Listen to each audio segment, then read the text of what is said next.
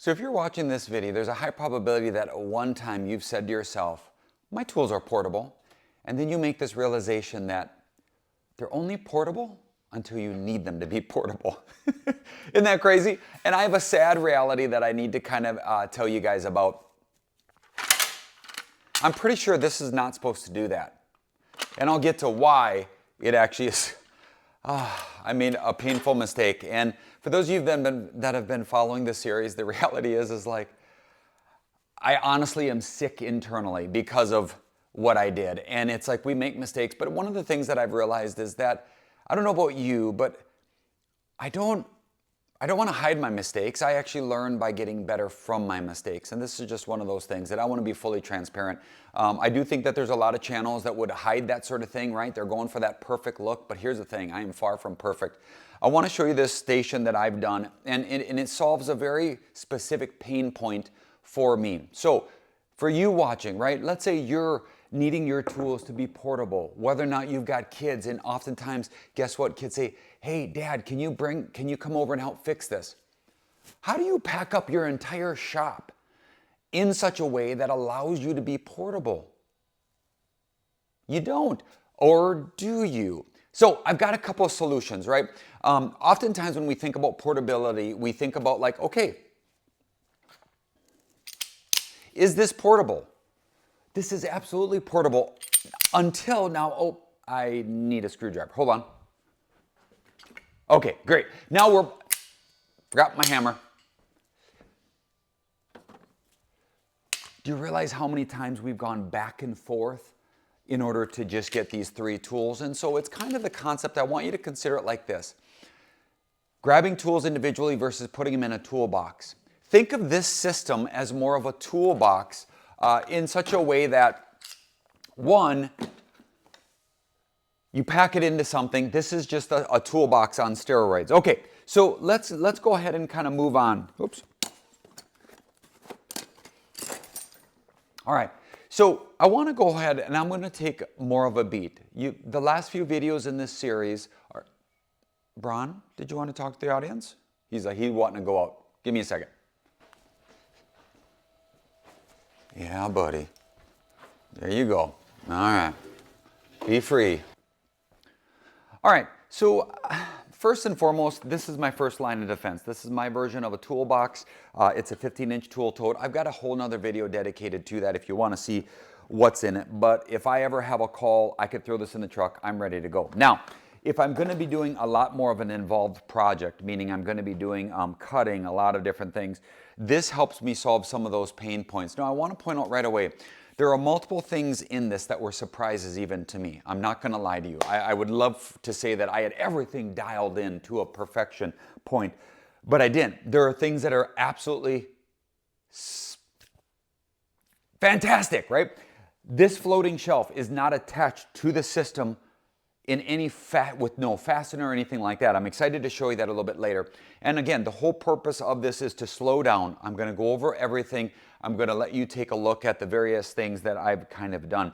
Now, some of the primary features that I want you to know about is going to be, one, I had two considerations. One, oftentimes I utilize the compound sliding miter saw a lot for cutting. We do a lot of kind of raw construction out at the land as we're building bunkers, things of that nature for our airsoft field. So I'll utilize this, but there's also a lot of times where we're not using that, and this just isn't needed. So when that's the case, I've got auto hood pins that I pop off, and then this whole system, I put them in that corner drawer, right? Again, part of developing a system is understanding where things are. So at the end of the day, you can go ahead and grab things without having to think, where were they again, all right? And then this obviously comes off. Now, the system is done in such a way that this gap I want to fill in, right? So what I'll do is oftentimes when I get to a land, two things happen. One, the radio comes off the shelf and actually gets set up outside of the trailer so it can obviously broadcast, right? The M18 radio has 4 different speakers on all corners. It doesn't do any good if it's inside of a trailer. So that automatically comes off. So this shelf becomes vacant. Now, the only really extra step is that I do have to take off this M18 battery holder. Now, once I've done that, this shelf, which is simply floating in, this is the scapula, if you will, of the build. And if you're not sure what a scapula is, it's your shoulder blade. And it's the one where it's actually not attached to the body, it's just loosely packed inside of a bunch of muscles. And those, anyways, it's the different muscles pulling at exact opposite rates that keeps it right in the center as opposed to really off, if you will. And that's the same as this. This is pulling in, the bottom shelf's pulling, allowing this to be completely free of moving and doing things you don't want it to do. Now, I've set it down in here. Now, you can see completely flush across the top. And that's amazing, okay? Now, I'm going to be honest with you. When it comes to work storage support, it's still something that I'm learning.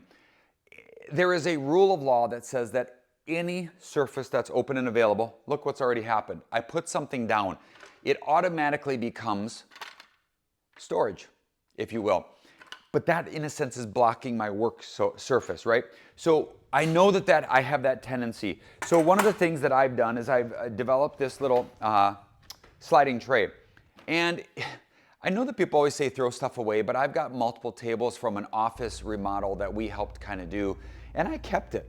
Why? Because I kept this, and part of my design structure specifically got it down to the table that I took this from. This is a desk that I took, so all of this component was pirated from another topic. And again, that just allows me to do my planning. But at the end of it, I can close it back up and have it. Okay, so if this gets filled up, trying to find a place to do all my planning doesn't work out, right? So I've got that right there. Okay, now, when I get to the land, once the radio is out, this is in place, this is my use. So let's go ahead and move this out. And again, this system is basically on two different dolly systems. All right, so I want to remind you that really this is a modular-based system. Now, some people would argue that once you add this, it's no longer modular. And I would add that it's modular for me. This is, again, we're designing this so that it works for you and your system, right? So as you consider, what are you needing portability for? This meets a very large need of mine. Two things. One, when I'm out at the land, I know that you could utilize some sort of a sawhorse. I could use that in the trailer. I've got the Bora centipede and the table. But again, I need this all to stay inside in case it's raining so I can have a place that's still, so this is narrow enough, it works for me. You just need to figure out what you need for your specific system. And then let's look at it. So again, I've got the PACKOUT, the PACKOUT dolly, and then I've got a 2-drawer followed by a 3-drawer.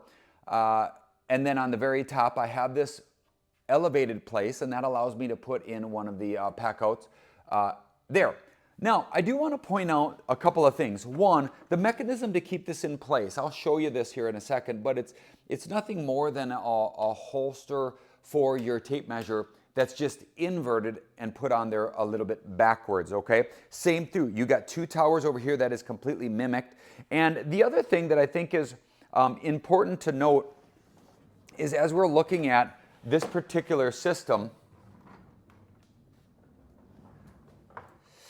I've got the back of it set up so that, one, I can actually mount my light. Now, I'm over here. I'm just going to grab my light. And then I'm going to bring it. Now, 2 things.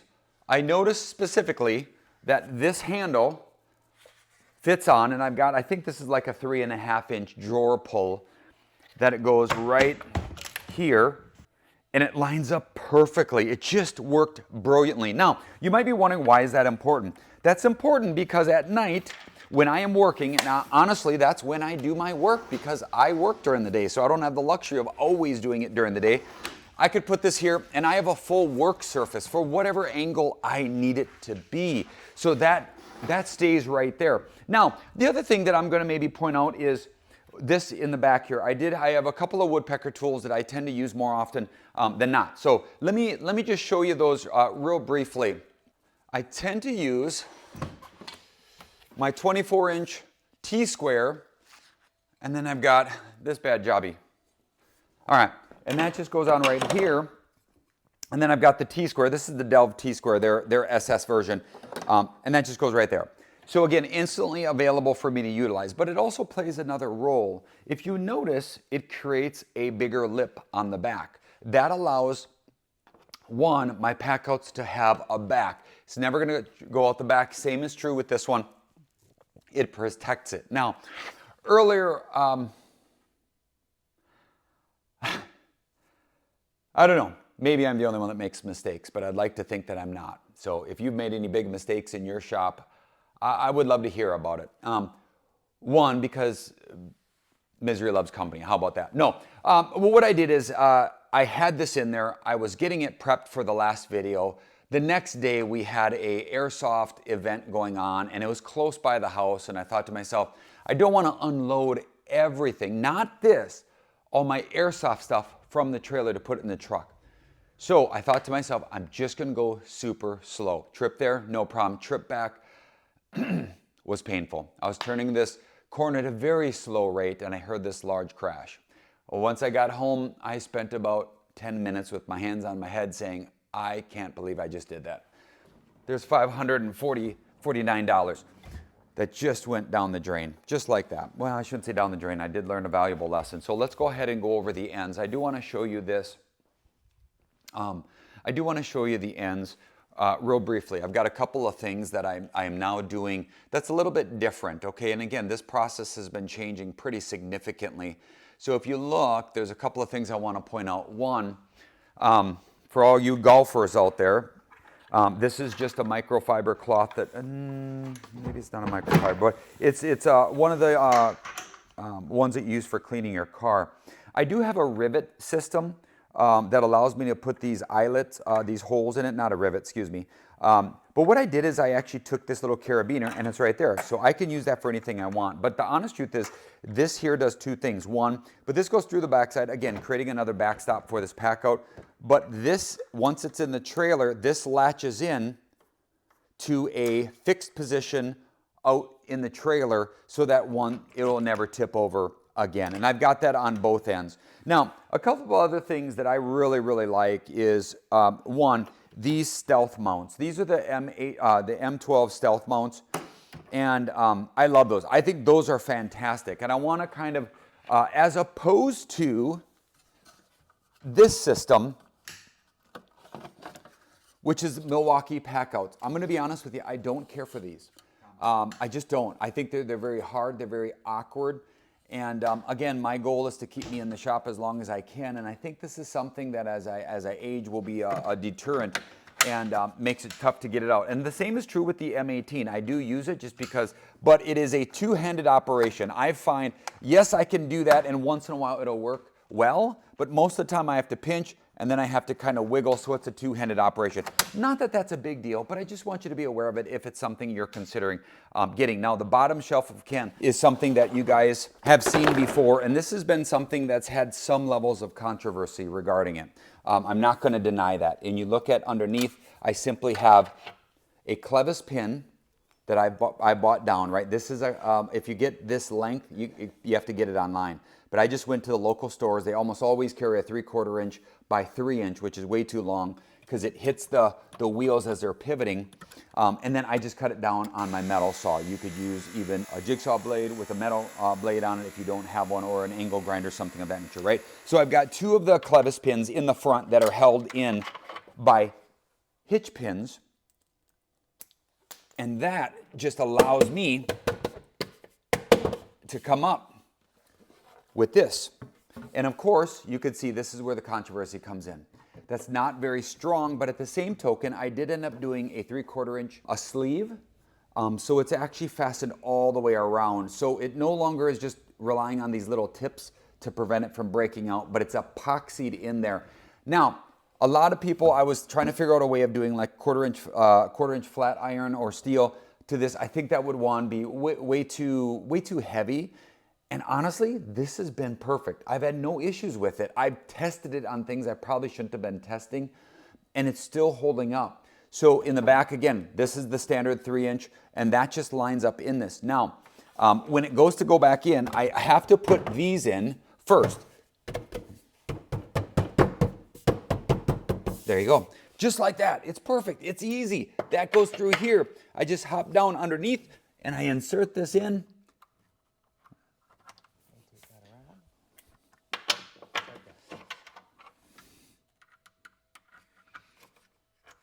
Okay, just like that. Now that's open and that's clear, and I keep this, which is my charger, and then I also keep it on extra light because oftentimes out at the land I really do need that. Now let's go over this other side. Okay, and I was telling you this is I think like an eye bolt, and I do have thread lock on this in blue. So it is removable, but it's not going to vibrate or get off. And again, I got this. This also attaches to the wall, so there's no way that this is going to tip forward. The next thing, I have a magnet. This is a 12-inch magnet, and some of you are probably wondering, where did you get that wonderful Milwaukee custom magnet? Well, apple red gloss spray paint. And I know that that might make me a fanboy, but I'm okay with that. Welcome to the club. Add Milwaukee and stir, folks. The next one is going to be the shelf. This has a mug container, and again, just a variety of things. I think it's important to have this because, one, when I start working, the top has to maintain a preservation of work, meaning I don't want stuff stored up on here. So that's when I start packing things into these systems. And here, right, as I'm working, so that is all organized for me as I'm using it, right? That sort of thing. Okay? So I take things out, I transition them right. It all just kind of goes up there. That's just it. That actually did not work at all, that one. But you get the idea, right? And it allows me to keep my work surface completely free. It is not about adding more. It's about designing things so that they work together, because there is a very big difference between a collection of tools and a system. And once you start thinking in that way, you'll never set up your shop the same again. And if there is something that when you use it in your shop, it frustrates you every single time, then here's the reality. That is probably the next system that you need to consider updating. Now, if you want to have a little bit of more of a how-to on this, and you want to go back to the beginning, if you didn't see the previous, there are multiple other videos working our way up to this as a little bit more of a deeper dive into the system itself. Feel free to check those out. Don't forget, consider liking and subscribing to the channel. I love having you here. And here's the thing that I love the most, when you guys comment. There are multiple things in this build that were directly impacted because you were willing to write up and say, hey, did you think about this? Hey, Joshua, what is the shelf system for? Is that really necessary? Hey, have you thought about adding a metal? I love that, and that's that corroboration. Let's keep going. If you can, comment. What do you think? How did it turn out at the very end? And again, if there's any other mistakes that you've made, consider sharing them down below, and let's blow up the comment section. And I'll see you on the next video, which is going to be the template system, so that'll be coming out within the next 2 weeks.